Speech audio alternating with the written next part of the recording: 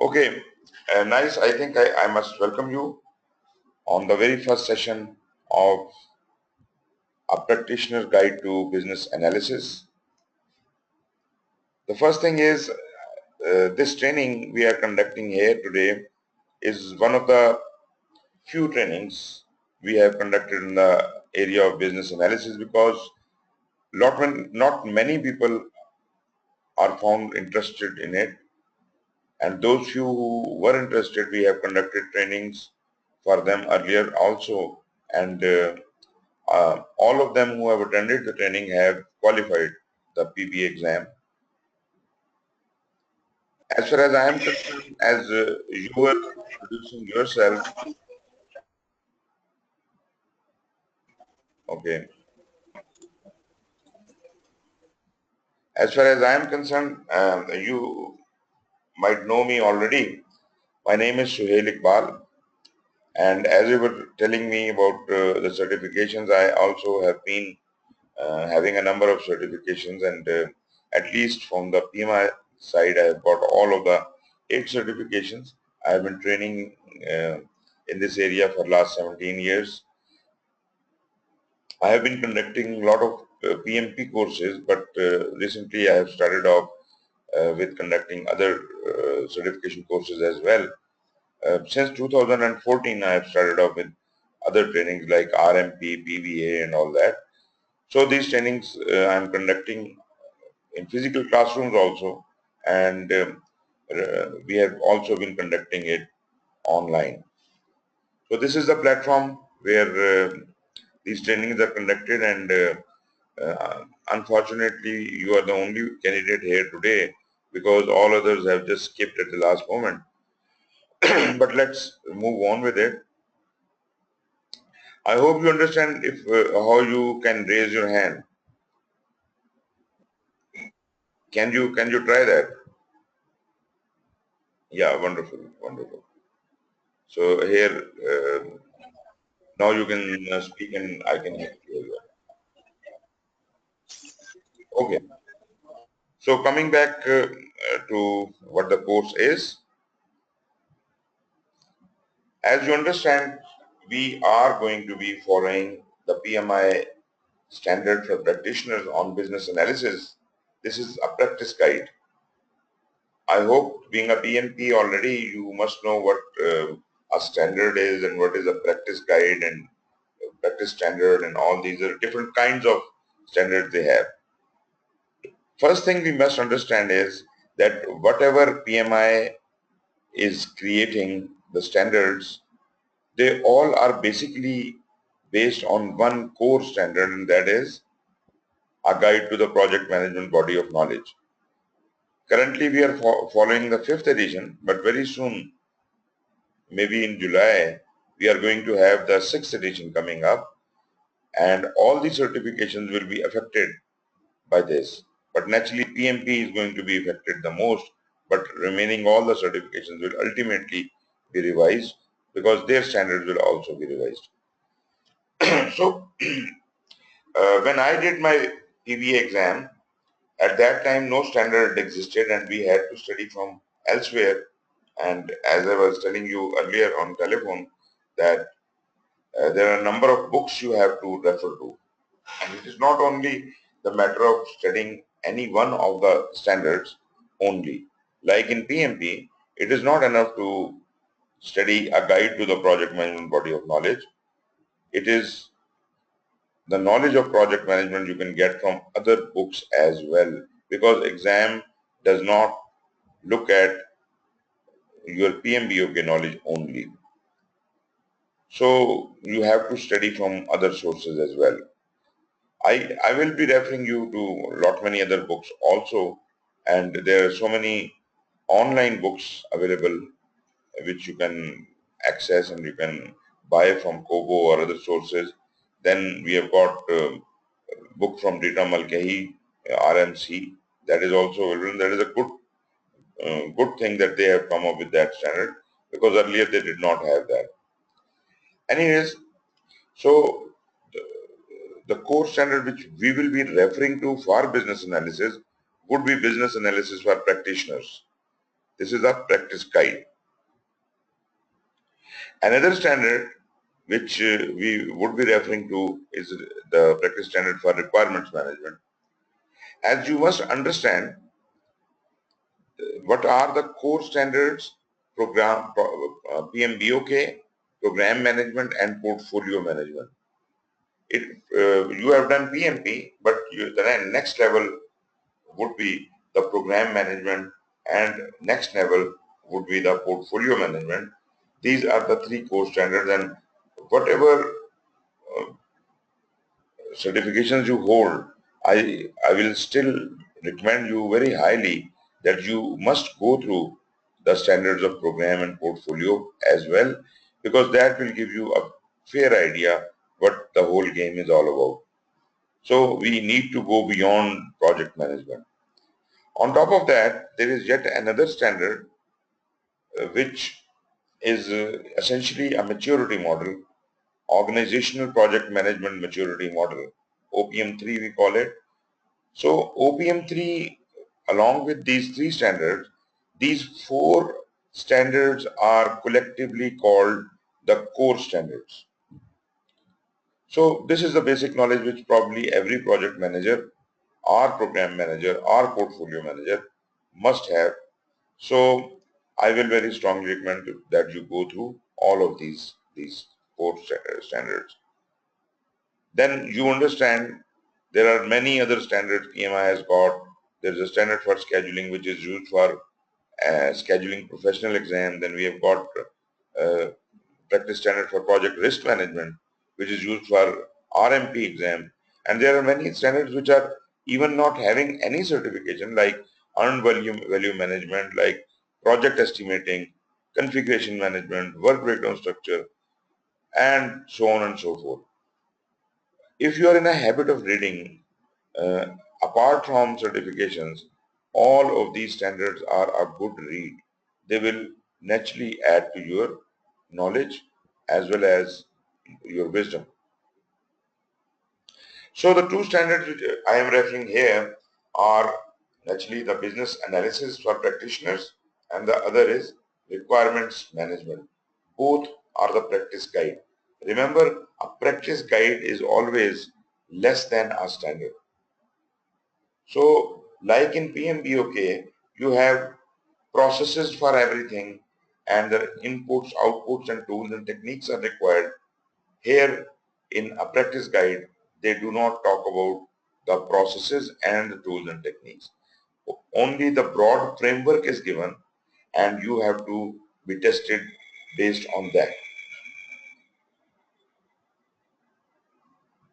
So today we will talk about the certification only. What are the requirements? Naturally, you are interested in it and you must have already gone through it, but I will just move a little quickly to make you aware about all of the things. First of all, as you said that you are trying to move on to the position of a business analyst in your organization. So what are the organizational benefits the organization can have with having these business analysts with them? I'll talk more about the relationship between a project manager and a business analyst later. But firstly, purely talking from the business analyst point of view, first of all, as you will be a business analyst in your organization, probably that position did not exist earlier. So that is a physical recognition for an employee as a business analyst. The recognition of this specific position, which in most of the organizations does not exist already. Then it is a kind of a specialization in which you will prosper and your professionalism will be increased. You will be a specialist in that area. You will have advanced knowledge of the subject because you are specifically focusing now on learning things about business analyst, and maybe the other people around you, your friends, your colleagues, they may not have any knowledge about this thing. So you will have a superior knowledge as far as this is concerned. With this certification, you will also highlight your opportunities. You will now be hired as a business analyst. So there is less risk that you will not be hired. So you are increasing your chances to be hired in this new position. And naturally, when you will work in your organization, you will give them a benefit at organizational level. And moreover, as I said, there is a relationship between projects and business analysis. So improved project outcomes would be the result of that. I will refer you to a book which I don't really exactly remember right now, but the name of the book is A Project Manager versus a Business Analyst. I will give you the name of the author later, but that is the book I studied which actually clarified the difference and similarities between these two roles. When we talk about the CBAP certification from IIBA, I hope you are aware about that. CBAP certification extensively and exclusively talks about only the profession of business analysis. Whereas PMI talks about PBA role from the perspective of project management. And naturally, this is an operational role, but it works very closely with the project or the project manager. Generally speaking, if we look at the whole cycle of project management, you will understand that project manager actually comes into play after the charter has been signed and given to him. I'm saying classically. We do know and understand that project managers are sometimes hired beforehand. They are sometimes even used to help in creation of the project charter, but that is beside the point. But physical assignment of the project manager happens when the project has been approved, it has been awarded to your company, and you are now expected to perform. That is the time the project sponsor will hire you, nominate you, and give you the charter. Now, what happens before that? Before this project ever came into being, there was a lot of work done at organizational level. Like you said, you are from software industry. So if you are developing software for other organizations, other companies, then probably the need existed somewhere for a software in some organization. They realized that they need this feature or function to be available, and they must have done some kind of, there must be some business need existing there. They wanted to automate, they wanted to do something, so they must have done some kind of feasibility. They must have made a business case out of it, and ultimately when they decided that this contract has to be given out to someone else, and you, okay, can you hear me? Yeah, can you hear me now?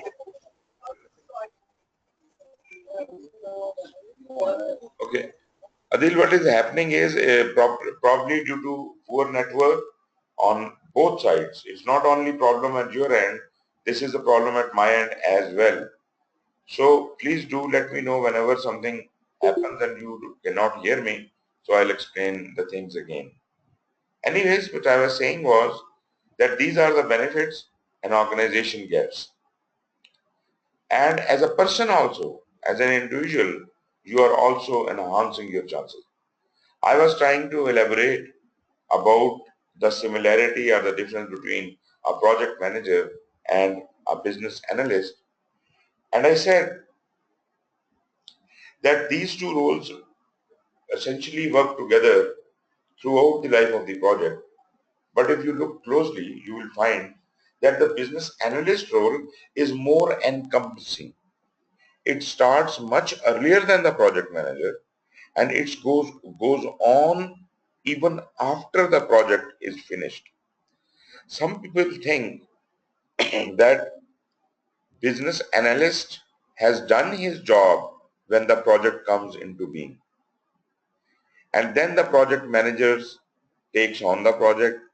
He completes the project and then hands it over to the back to the organization. The story is much more complex than that. As we understand that project manager uh, himself is involved in the project when he is nominated or hired. Yes, please.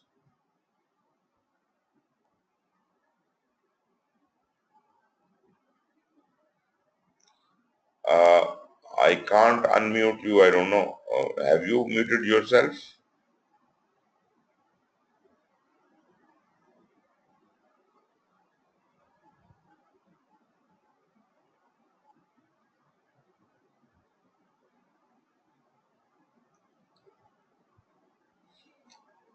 Adil, I am trying to unmute you, but it is not working. Can you write in the chat window?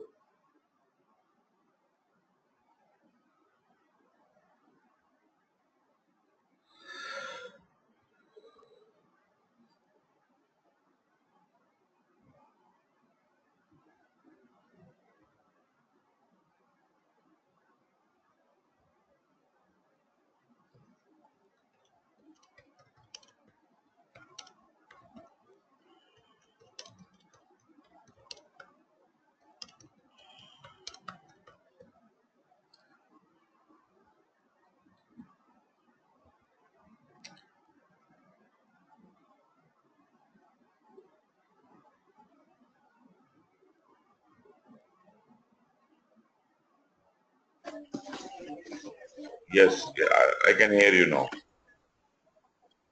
Yes, please. Sir, I would like you to continue from the point once you said there's a book PM versus BA, Yeah, okay. and there's an organization where which admit that there is a requirement of business analyst. Yeah, right. Okay. You see what happens is, I was saying that there is a book, Project Manager versus the Business Analyst, and I exactly do not have the name of the author right now with me, but I'll send it to you. I have this electronic book from probably from kobo.com. So that book explains very rightly the relationship between the project manager and the business analyst. And I was saying, I was trying to explain that relationship to you. And that relationship is, we all understand that project manager comes into play in a project when he is assigned to the project. And he is assigned to the project at the time when the charter is being prepared by the project sponsor. When project sponsor writes the charter, at that time or a little before that, he assigns the project manager. Sometimes we have seen that project manager is even involved in creation of charter, although we understand that writing the project charter is not the responsibility of project manager. This is the responsibility of the project sponsor. But as PMBOK says clearly that project manager may provide assistance in creation of the project charter, but he cannot be the author of project charter. That is because this is an order given to the project manager from the project sponsor or the senior management to do the project. A person cannot write order for himself. So the job of project manager starts after that. What happens before that? How the project came into being? As you were saying that you were from the software industry, so you must be aware that your company, if it is a software house or you are developing software for some other companies, how the business goes on. First, the customer company has to feel the need for that change. So when they realize the business need, they conduct some kind of feasibility study or they create a business case. Based on that business case, they decide whether they can do it themselves or they have to get it done from outside, like from subcontractors. If they do not have a software development expertise, in that case, they will outline the procurement document. They will first of all create the statement of work, outline the procurement document, and they will float their request for proposal or whatever relevant procurement document. Now your company is on watch out for any such opportunity, and if this kind of software what they are asking for, you people are interested in, you will be bidding for that. Now this is exactly where the role of business analyst comes into play. Within the software company, this person would be looking for all such opportunities, or for that matter even promoting all such opportunities. Maybe the client did not realize the need for this specific software, but you have created the need. You have, essentially made him aware of that. Maybe for doing this, some marketing people also get involved or business intelligence people get involved. But behind everybody, there is a business analyst sitting who is watching the market trends, and seeing where we can sell our services. Moreover, even if it was from the customer side that they have advertised for bids or the proposals, the PBA in the organization will decide whether we should bid for that or we should not bid for that. Naturally, once he is doing that, he has to create his own business case, his own business study has to carry out, and he will analyze the requirements of the customer and everything. And ultimately, after much more thorough requirement analysis, he would actually recommend that we should bid for this project. So at that stage, he is the person who does the initial calculations for how much we should bid. So he is kind of involved in the estimation of the whole project, even much before the project has ever existed. So this is a very common question. If you have to do the project estimation and budgeting everything within the project, why are we not considering the work of the business analyst which has already been done? Actually, we always consider that work. That is the foundation from where this project has come into being. So the business analyst has made his own estimate, has analyzed the requirements, and helped in creating the bid, and our organization bids for that project. Once our organization bids for that project and luckily we get that project, then again business analyst gets involved in setting up this contract. So he will negotiate the requirements, he will negotiate the other business needs and everything, along with naturally the senior executives with the client, and ultimately the contract will be awarded to you. Now there is a software project to be done.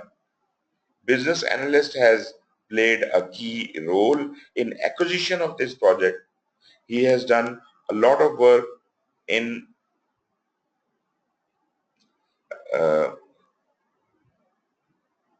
you have heard till where?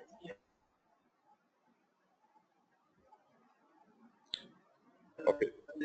Can you please repeat the last sentence? That the requirement, the initial calculation has been made by the business analyst.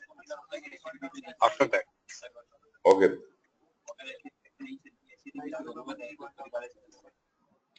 Okay. What I was saying was the requirements, the management of the requirements, understanding them, eliciting the requirements. All this is the job of the business analyst much before the project has ever existed. So far the project, even when it was not, it was in negotiations, it was not even awarded.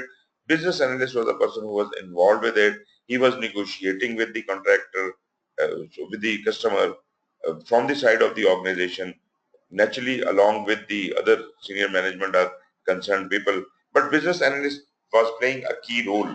He was the man behind everything which was going on, and he was instrumental in bringing this business to our organization.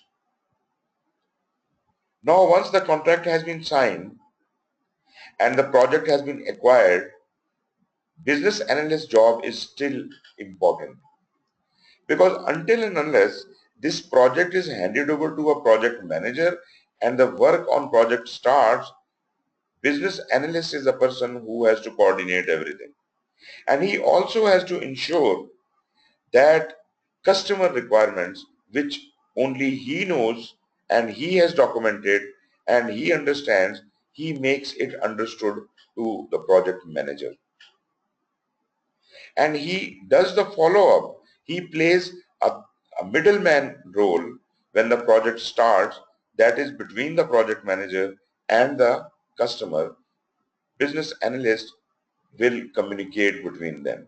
I am not saying that project manager cannot communicate with the customer, but the relationship of project manager with the customer will be there, but at the same time, customer would be more pleased to be talking to the business analyst because he knows the things better.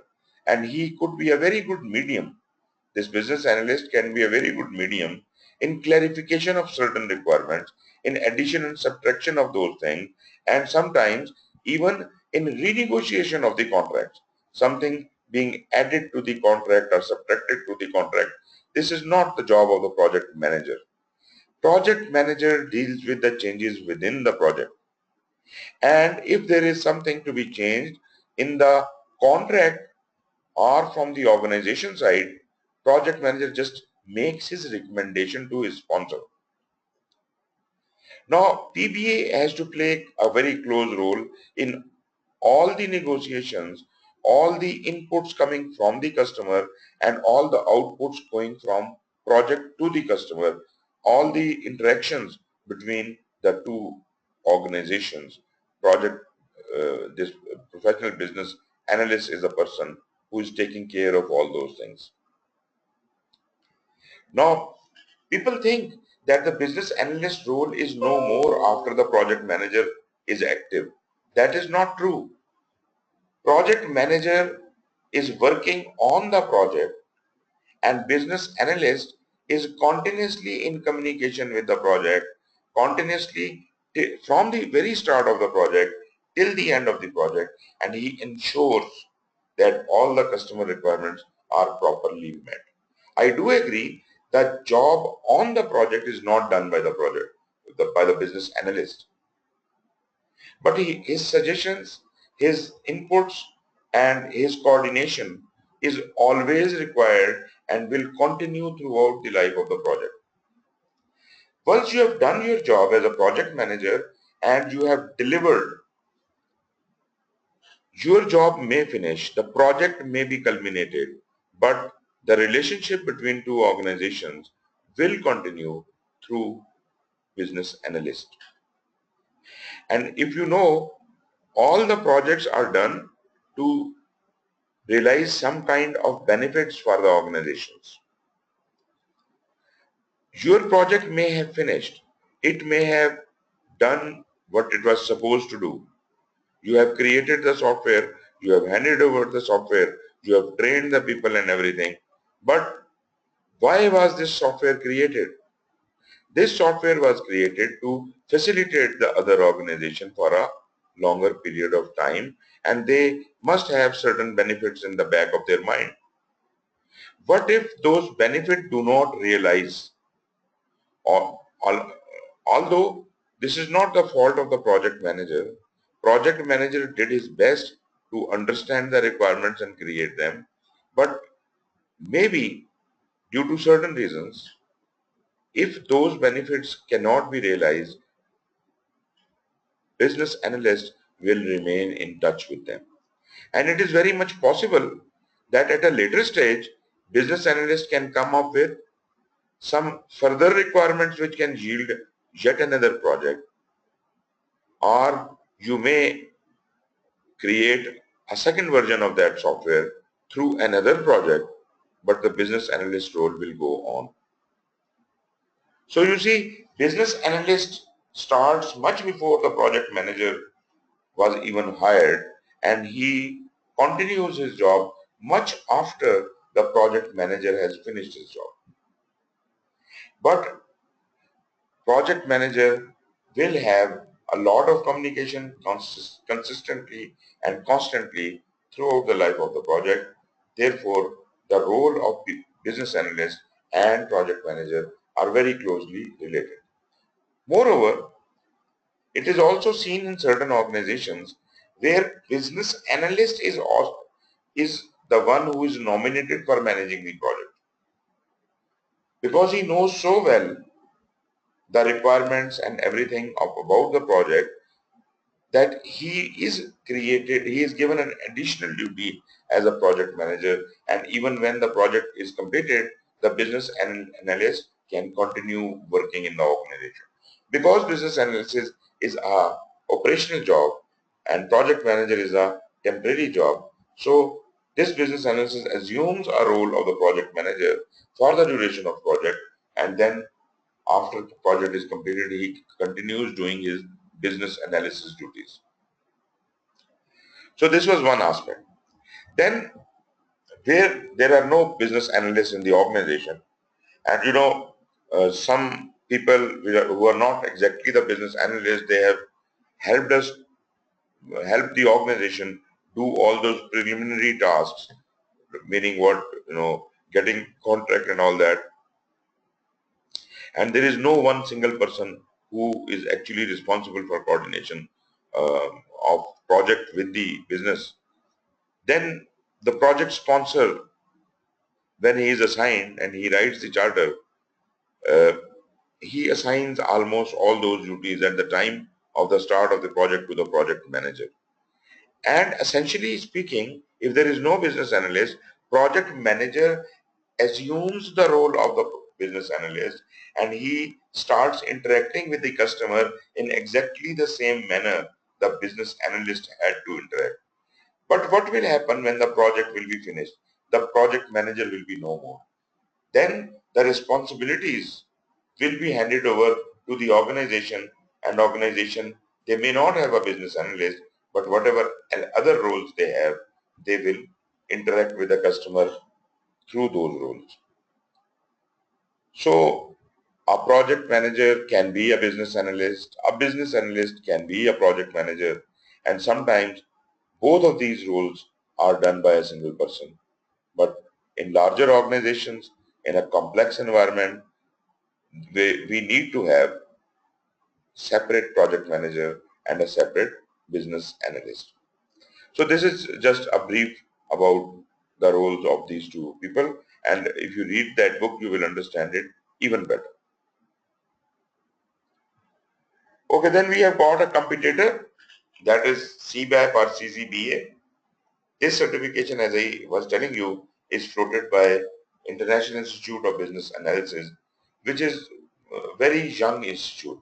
It only, existed for not more than 8 to 10 years. And they tried to capitalize on the mechanism of PMI. they copied exactly the same pattern of PMBOK and they created a guide for business analysis. Now that is called BABOK, Business Analysis Body of Knowledge.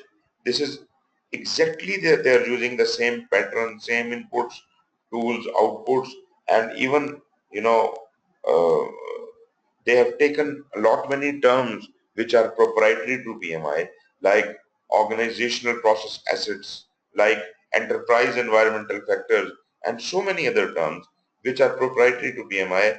These terms were created by PMI.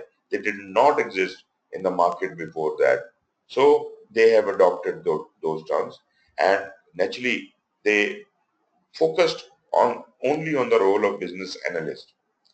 So if you are only looking at a job where you are to be a business analyst in the organization and you don't want to have anything to do with the project management, uh, then probably you are talking about CBAP. You should go for CBAP. But if you are a PBA, then you will have the knowledge of both the things, and you will be able to intercommunicate or even shift the roles from PBA to a project manager and back and forth. If as I said, if it is just a pure BA business, go for CBAP. But if it is a hybrid, then it is rather more recommended that you go for PBA. As you are already a current PMP, so you must consider developing on the business analysis side. So again, for you, this is highly recommended. If you are already a CBAP, there is no harm in going for PBA. You can consider that. If you are a CCBA, which is a junior certification, it is recommended that they should go for their CBAP exam, because CCBA is just like CAPM and PMP. CCBA is a lower level, CBAP is a higher level. So why, if you are already a CCBA, why should you not be going for CBAP?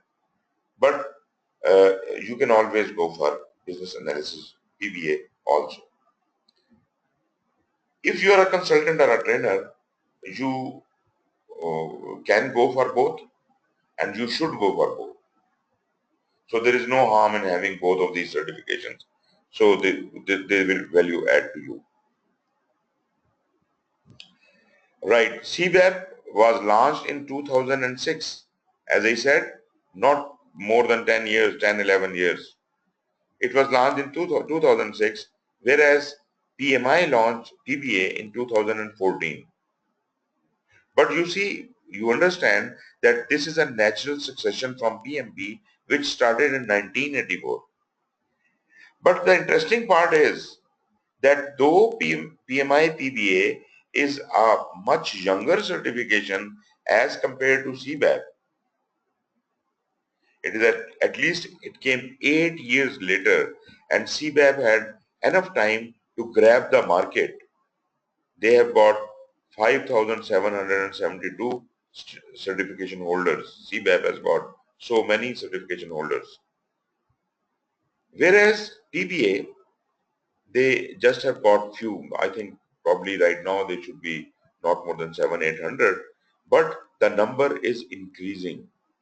You can see the life. CBAP has already lived for so long, 11 years, and this PBA has just got about more than 600-700 people in 3 years, less than 3 years.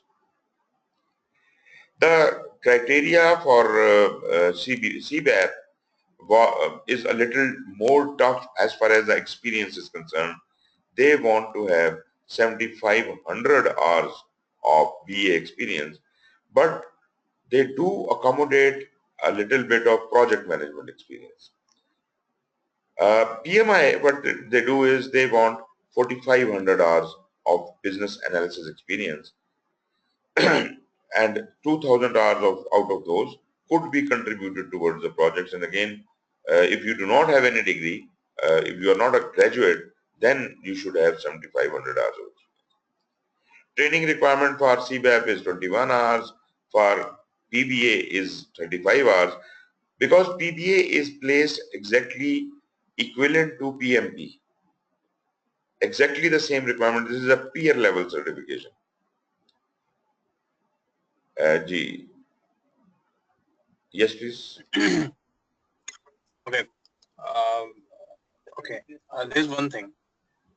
See, my PMP certification is active. Okay. So these working hours spent on project, is it going to be counted? Uh, For example, see how it works. They can. 4,500 are the required hours. Okay जिसमें ये कहते हैं कि जी 2000 आपने project पे spend किया ठीक है अच्छा इसका मैं इनकी साइट भी एक जगह पे पढ़ रहा था वो कहते हैं जी आप अगर एक्टिव पीएमपी आपकी सर्टिफिकेशन एक्टिव है तो आपको ये 2000 मेंशन करने की जरूरत नहीं है हम उसको प्रीवियस उससे एडजस्ट कर लेंगे ठीक है दैट मेक्स मुझे 2500 अपने बिजनेस एनालिस्ट के वर्किंग आवर्स को मुझे प्रूव करना होगा राइट एग्जैक्टली ऐसा ही है ठीक है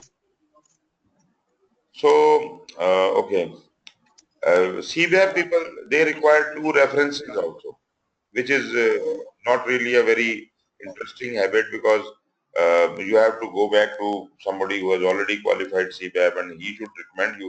There should be at least 2 references. PMI doesn't ask for any references.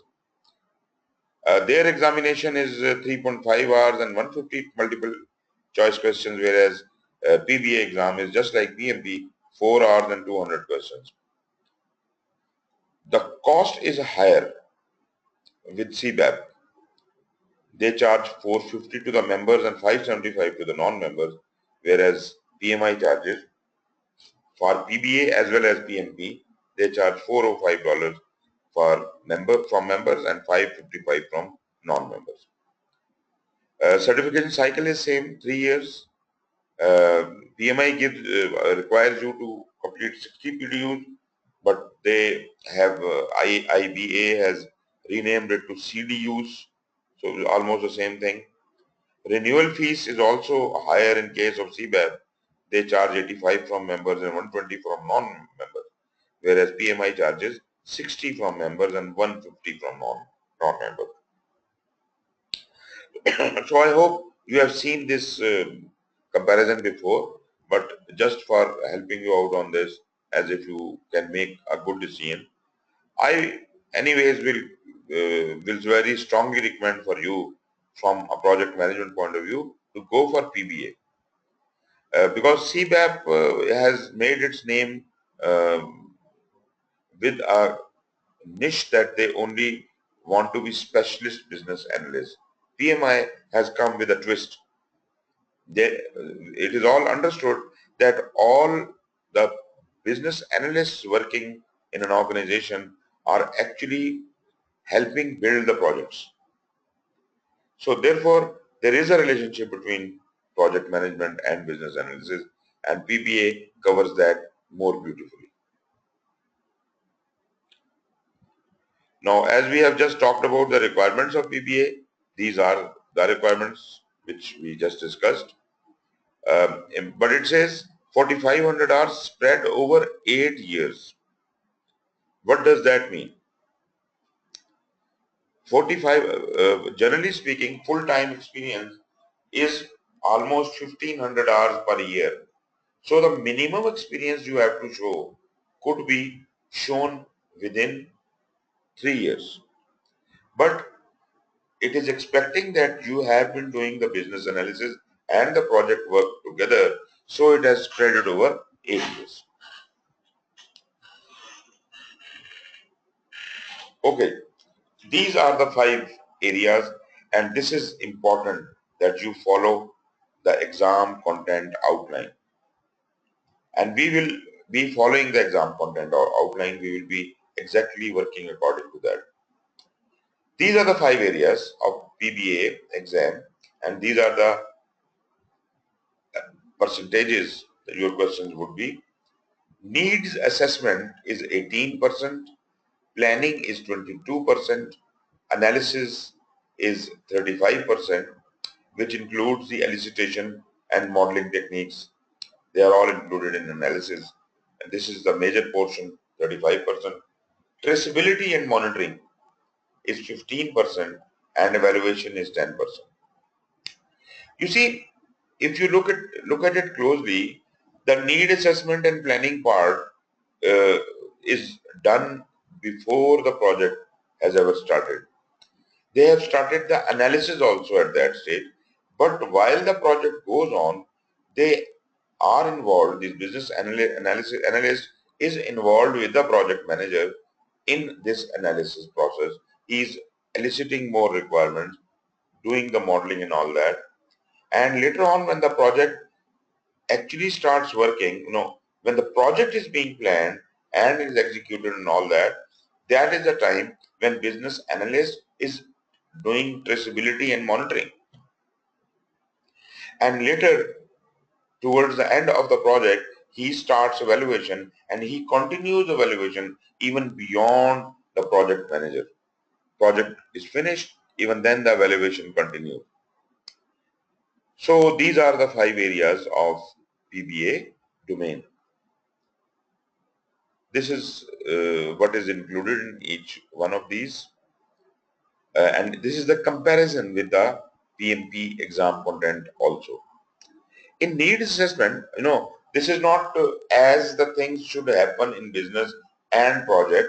This is just comparing the knowledge areas of PBA and the process groups of PBA and the PMP. Needs assessment relates something like an initiation.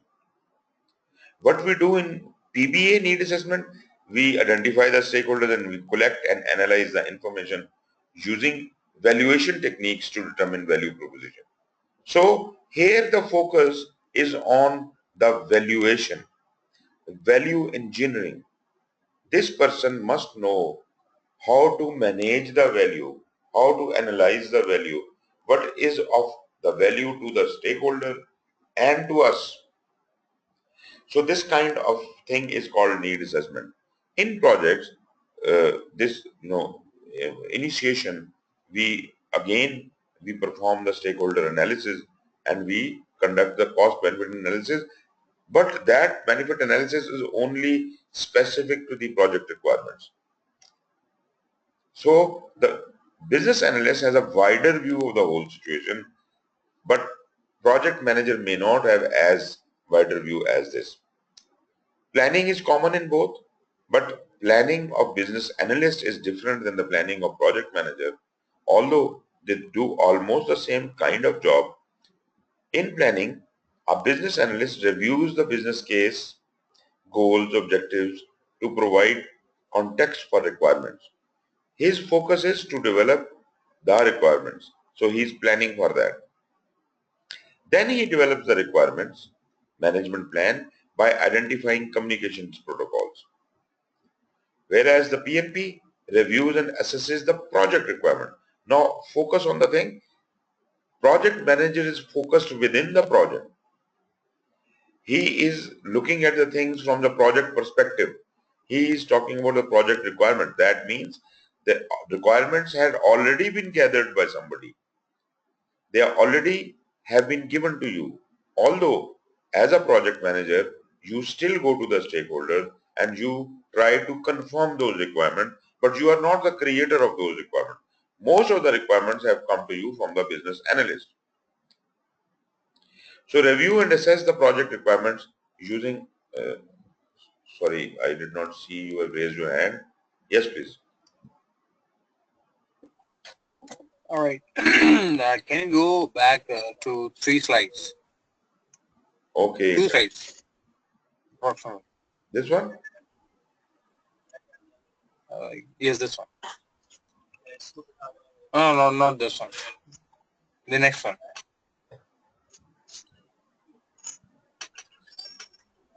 So the last one. This one? Previous to this slide. Yep. Yes, this one. Okay. Okay. Now my question over here is that see, I've been working as a senior project manager 3 years back. Okay. Right. So how my experience is going to be spread? How? Okay. Tell me, you are a PMP. You are a PMP. You have Yes. already uh, worked on a project management position. You must have experience of project management of 3 years, and after that, you must have worked on the projects as well. So uh, it is just asking you approximately 1 to 2 years of PBA experience. But your overall experience should be spread over 8 years. But it doesn't ask you that many hours for that. Okay. It is just Okay. asking you 4,500 hours, but they are to be spread over, because if you are going for a business analyst position, you must have a background. So that background is necessary. Okay. How Okay. long, I got the point. how long have you been, in business doing the job? See, yeah, I've been doing job for good 11 years, almost 11 years. Okay, okay. So you see, that will cover it up. Spread over 8 years doing the same thing. But specifically, the experience of business analyst you have to show is just 1,500 hours. 1 year experience. Okay. Yeah. Cool. You can Fine. spread your experience over 8 years and show all the previous things coming to you. All right. Fine. Most welcome.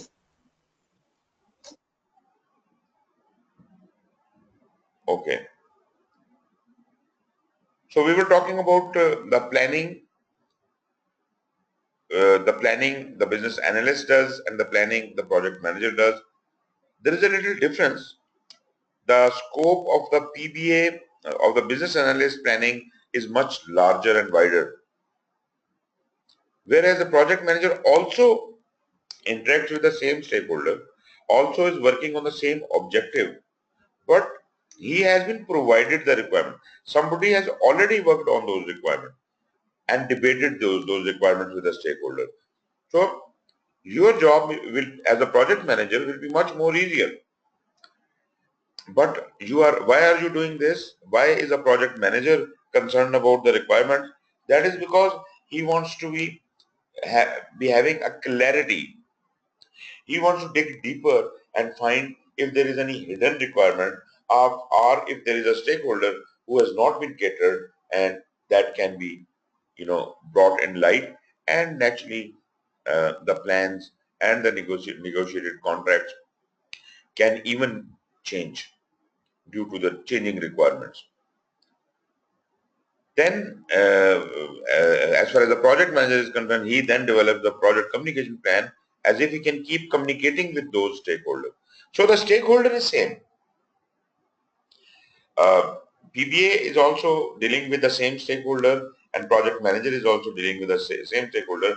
Rather, I would say the number of stakeholders PBA would be handling would be much more than what the project manager is handling. But the people are almost the same.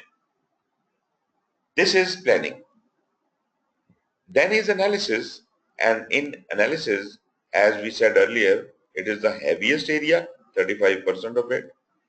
And here we use the elicitation and modeling techniques. What is elicitation? Elicitation is gathering information. This is elicitation for the requirements. And modeling techniques you have studied a lot in project management, like risk modeling, simulations, and all that.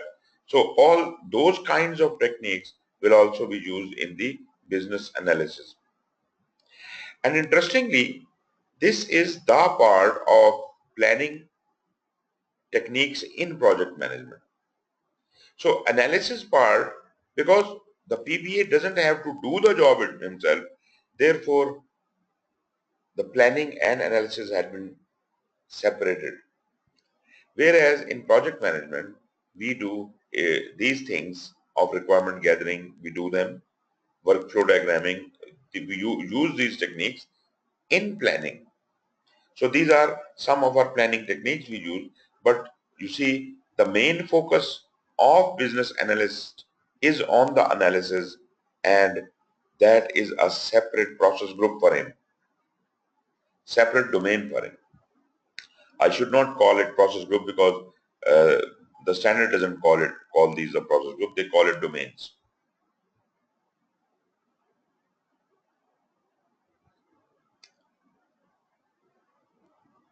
Okay, the next we have the traceability and monitoring, which is 15%, and business analyst manages the changes to the requirements.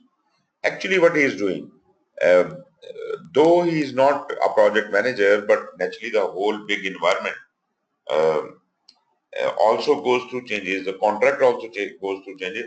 So he keeps tracing whatever is happening, whether the customer or the stakeholders are happy or not, and if there are any requirement changes in the requirements, they have to be managed, and track those requirements to provide evidence that requirements are delivered as stated. So he will ensure that. So while he is doing the traceability, that is where the PMP does his own monitoring and control. It manages the changes to align with the business objective. So PMP, a project manager, is focused on his project and his project's alignment with the business objective. Whereas the business analyst is dealing with the customer, and as the requirements of the customer change, he keeps a trace of that and bring about the amendments. Then a project manager verify the project deliverables meet the project objectives and business needs. So you see, project manager's scope is limited to the project, whereas the business analyst has no bounds. He has an organizational perspective. As far as the techniques are concerned, the same techniques, almost the same techniques which we are using in monitoring and control for performance measurement and tracking will be used by traceability and monitoring. Last but not the least is the evaluation. That is once the interaction with the customer has completed. In evaluation, the business analyst obtains the stakeholder sign-off that he is satisfied. Whereas the equivalent process in PMBOK is closing, and here we obtain the final acceptance. And where do we obtain the final acceptance? Can you remember where do we get the final acceptance? Which is the process in PMP? It's the last closing. Closing. Okay. Yes. Generally, yes, it is closing, but the specific process responsible for user acceptance is in monitoring and control, and that the name of is validation. Yes, so it is validate scope. But once the monitoring and control has validated the deliverable or approved the deliverable, then it can be handed over. Closing is only responsible for handing over the things to the customer. But anyways, generally speaking, we are trying to establish a relation. So evaluation for BA and closing for the PMP.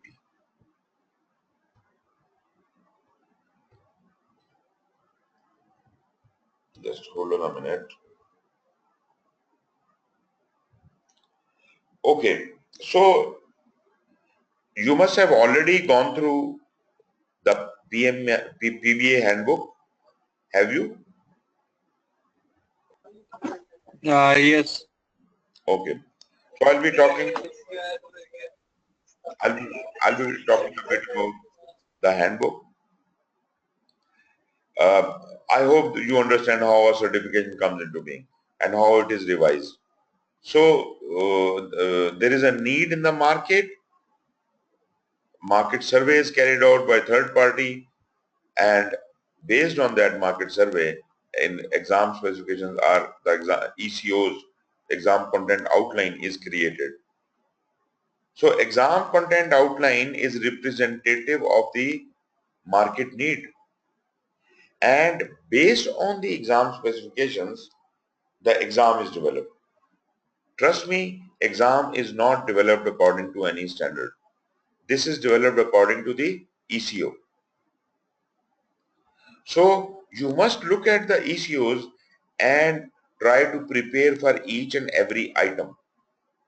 You will be able to understand how much percentage of questions will be coming from which area, from even within those domains. So once the exam is developed by the specialist, then it is piloted for the first time certification, and later on it is released, and then the cycle continues, and they keep doing the market research and they keep revising the exam. So I don't know PBA exam has gone through any revision so far. It has yet not, but it will. This is the application process. As a PMP, you already know all the application process is exactly the same as PMP because this is an equivalent certification to PMP. So you apply for it. Have you started the application process or not? Yes, today I've got the time, so I've started the application process. Okay. So most of the application is already filled because of the PNP. So I was just filling the experience for 2,500 hours. Right. So probably you will not have any problem. You already have experience of filling the application, and as well as um, this is not a strange thing for you. Anyways, audit process is exactly the same. Only 10% of the people will be audited, and if at all you are audited, then whatever they ask for, you have to provide those documents in a transcripted form. Did you get an audit in PMP? No. Okay, so let me explain how I audit comes. It doesn't, they do not audit everybody. They will audit 10% people at random. It is not that you are, because you are from Pakistan, so you will definitely be audited. No, there is nothing like that. Only 10% people are audited. Now, if at all your name comes in the audit, they will check your application and see what all experiences and education you have shown. They can ask you to provide proof for everything, or they can pick any one or two items from there and they can ask you to provide proof for that. How do you provide the proof? They will send you a PDF file which will be like, university transcript forms. When you apply for admission in a foreign university, they will send you a set of transcript forms. You have to take this, one form will be meant for each of the organizations you served in or you studied from. You take that form and the name of the person you have written in your application, you will take this form to him and that person will confidentially sign it, write something about you, sign it, put it in an envelope and seal it by his own hand and hand over the envelope to you. You will collect all those envelopes and then you will put them together into one package and send them back by post to PMI. You don't have to open those envelopes. You don't have to scan them. You can't submit your audit by scan. You have to submit it by post. So naturally, that will also take some time. If it is a normal post, probably it can take up to 15 days. But if it is a courier, it can be as less than 3 or 5 days. So try to complete it as soon as possible because your certification will be held up for that much time and the ball is in your court. They will give you 90 days for audit. So in case that happens, then you must try that within 10 to 15 days your audit gets cleared. That means you get in touch with all those people in 1 or 2 days and immediately send the thing back to PMI. Don't wait for 90 days to end.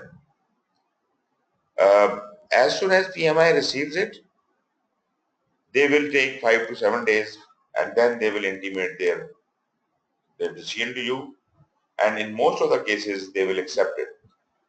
But in case they don't, they are not, happy with it, they will reimburse your examination fee, which is about $350, and the remaining sum they will keep as the processing fee of your application. You will not get whole of your money back. Then they will, if they allow you to appear in the exam, naturally, just like in PMP, you will be given 1 year, and within that 1 year you have to appear, and naturally, once you pass the exam, you go into the certification cycle. Exactly the same circumstances, your credential renewal maintenance is 3 years, and the renewal you will always have to do every 3 years. 60 PDUs you have to get, $60 as a member you have to pay, and if you are not a member, you have to pay $150. What happens if you don't renew? 3 years have passed, you have not renewed your certification. The 4th year you will be put on suspension. Suspension means if you are a PMP or a PBA, you will not be allowed to write that certification with your name. But you will be given a grace period of 1 year to complete your 60 PDUs, and if you can complete it, PMI will give your certification credential back to you. But remember, this year you have wasted, this will not be counted towards your cycle. I mean, this will be included into the cycle. The day your certification expired, your new cycle will start from that day onwards. It's not, you do not get a year margin in it. And if you don't do anything during the suspension period, then your certification will expire. Yes, please. Okay, so if I'm going to have 35 PDUs, okay, so can I claim this 35 PDUs as in my CCR? In your, I don't understand the change. What do you mean by change? See, I haven't filed up so far 60 PDUs of my PMP. Okay. You will get. So by the end of this. Yes. You will get 35 PDUs for your PMP. You will get 35 PDUs for your PMP. Okay, so I can file it the 35 PDUs in my PMP. Along with this, I can file. I can claim the 35 PDUs for my with this this paper this application. Of course, yes, you can. But remember, although you will get the 35 PDUs, but now the PDUs are measured according to the talent triangle. Okay. So you know how talent triangle works? Yes. I have some idea. You can explain it. Okay, they now have divided your PDUs into 3 different areas. You have to have the technical knowledge, which is the project management knowledge. You have to have the business and strategy knowledge, and you also have to have soft skills like leadership. Now, all 3 things, you must have got trainings in all of these areas. At least 8 PDUs must be received from leadership, 8 PDUs from business and strategy, and 8 PDUs from technical. So these are the minimum requirements you have to fulfill for the triangle. Remaining PDUs you can get from anywhere. So the 35 PDUs you will get, if they do not fulfill the criteria, then they will be counted only. Say, for example, there is nothing we are talking about leadership, then you cannot count towards leadership. But because we are studying PBA, business analysis, so probably all of the 3 areas will be covered. So you can equally claim each one of those areas. But there is an easier method of doing that, and that is, are you a member of projectmanagement.com? Sorry, can you please repeat? Are you a member of projectmanagement.com? Projectmanager.com. No, I'm not. Okay. There used to be a website which was previously called as ganthead.com. Ganthead.com. That was a very useful website and it had a lot of data about project management formats and everything. PMI in the last few years, they have bought it and it has been renamed as projectmanagement.com. All the paid members of PMI automatically become member of projectmanagement.com. You can go to projectmanagement.com with PMI credentials and you can make use of the premium facilities all there.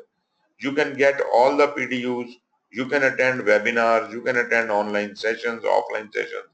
So you never ever have to worry about your PDUs because all types and kinds of PDUs, leadership PDU, this PDU, that PDU, all are available there.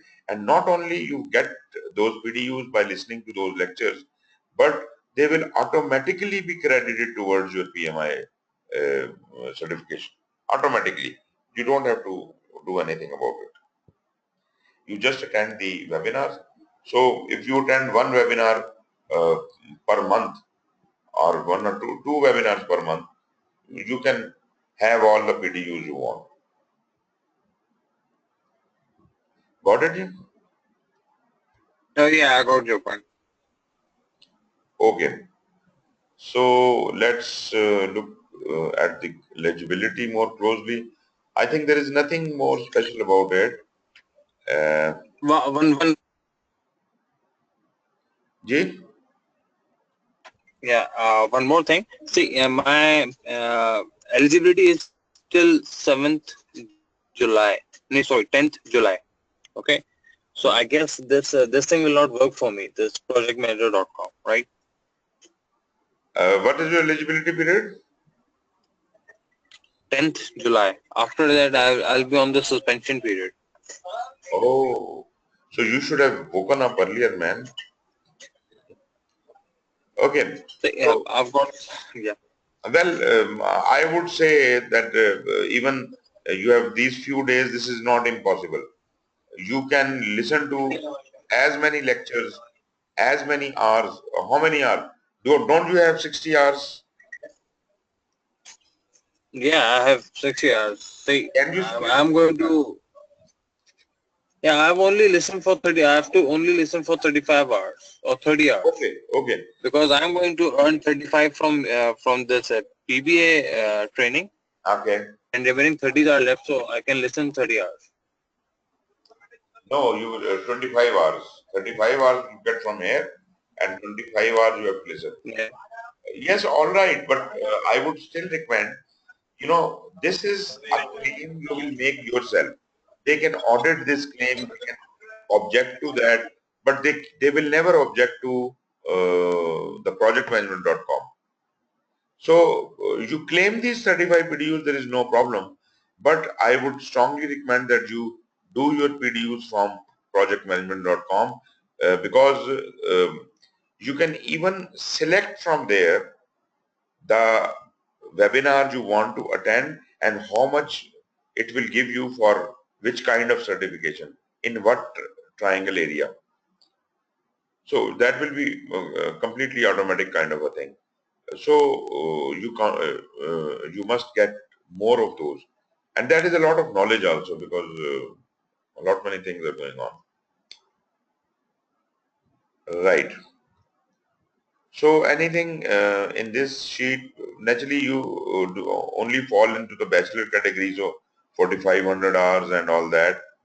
This experience must have been earned in the last 8 years. You see, that means that any experience older than 8 years will not be catered. Any experience older than 8 years will not be considered. It is all right if you can show the last 3 years only. You understand my point?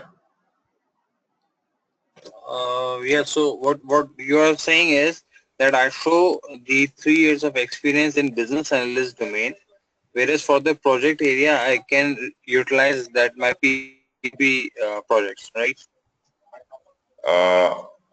If you read it here, it says 2000 hours working on project teams.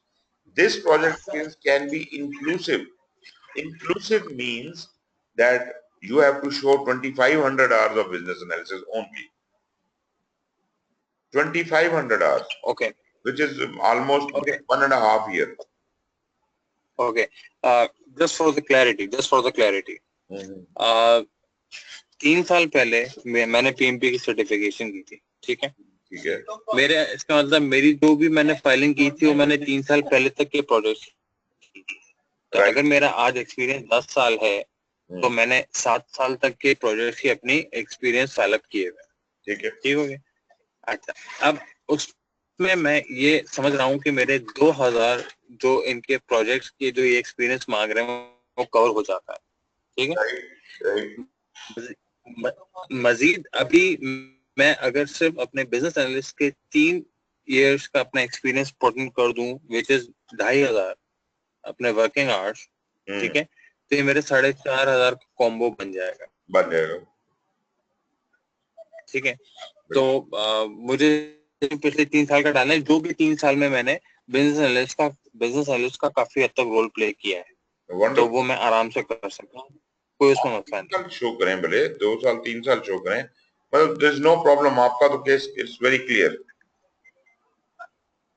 So it should not, the experience should not be older than 8 years, right?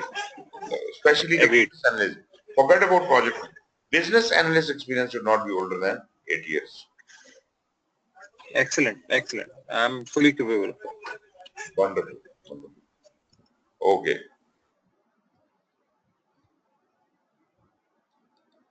I think you are aware about all these things, what is the fee and all that, and you cannot have overlapping activities. Just like in project management PMP, you can't claim two projects being done simultaneously. One will be counted, one will not be counted. Similarly, the business analyst, one activity at a time will be counted. And again, the same thing, questions are 225 questions are pre-test, 4-hour exam. This is the distribution of your domains. And if you, unfortunately, if somebody has to reappear in the exam, the re-examination fee is 275 for members and 375 for non-members.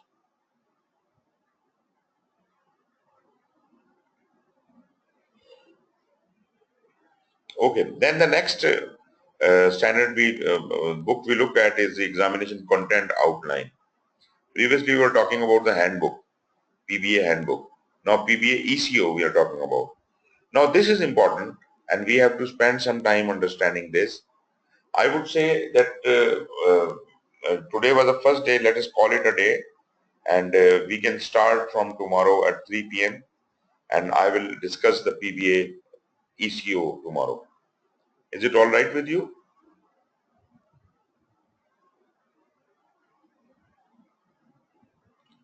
Jidil. Sure, Bikul, we can always continue with the new topic of ECO from tomorrow onwards. Today was the first day and we had some network glitches and network issues. So I guess inshallah things will get settled down later on as we progress further. And I'll try to, what I'll try is to accumulate my experience and I'll share it with you after filling my application. Sure. So you can review it within this week. You can file it up to the PMI, right? Wonderful, wonderful. That would be great. So Adil, thank you very much. It was nice interacting with you. Take care and we'll see you tomorrow. Thank you, sir. Same here. Thank you. Bye.